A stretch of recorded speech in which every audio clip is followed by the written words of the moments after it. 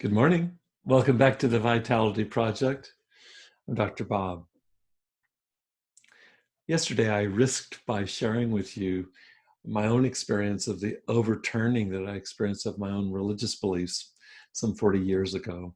I spoke of how it is that my previous beliefs, for example, my belief in eternal life or in heaven, they transformed into something much nearer my daily experience. That experience is much more concrete for me these days than it ever was in my prior, more abstract beliefs. Uh, I now know the presence of those in my life who have passed, and yet they continue to have enormously robust and meaningful presence, alive or dead. It's pretty amazing to me.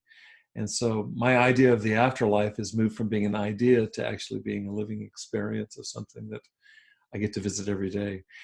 You know, I've wondered over the past many years whether, at least in some ways, this is going to sound odd, but I've wondered if my relationships to my most important personal mentors, my sixth grade teacher, Miss Todd, my high school German teacher who I told you about yesterday, Mr. Hayes, my dear elder friends, two internationally revered Jungian analysts, Doctors Johnson and Mario Jacoby, even such hugely influential musical inspirations for me as the drummers Tony Williams, who played for Miles Davis, and just last week, Jon Christensen, probably the most famous drummer in Europe.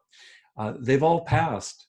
And yet I wonder sometimes if they even have more impact in my life in death than they did in life. It's strange to say it that way, but at least within my sense of daily connectedness to each of them, that's the truth. I wonder if you can relate to this. And there's a question that arises. What does this have to do with recovery? Well, I'll tell you, it's simple.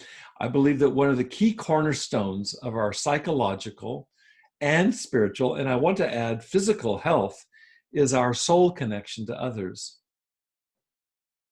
There's tons of research to support that. I don't doubt that for a second. I also know it personally.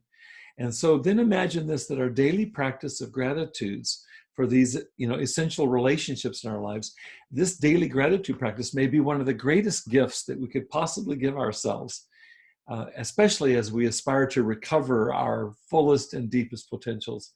So I want you to do something. I want you to pause today and make a list of those that are living, those that are past, who represent your own personal sanctuary, your holy of holies. I've shared some of those with you today in the last few days.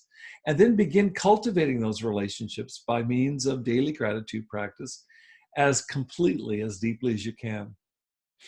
Furthermore, notice what happens within your heart and within the rest of your life as you continue this practice. I guarantee you positive results. There's more to follow. Please come back tomorrow as we continue to look at relationships, love, memory, and gratitude. Thanks for joining me today here at the Vitality Project. Really appreciate your presence. I hope you have a wonderful day, and I look forward to seeing you tomorrow.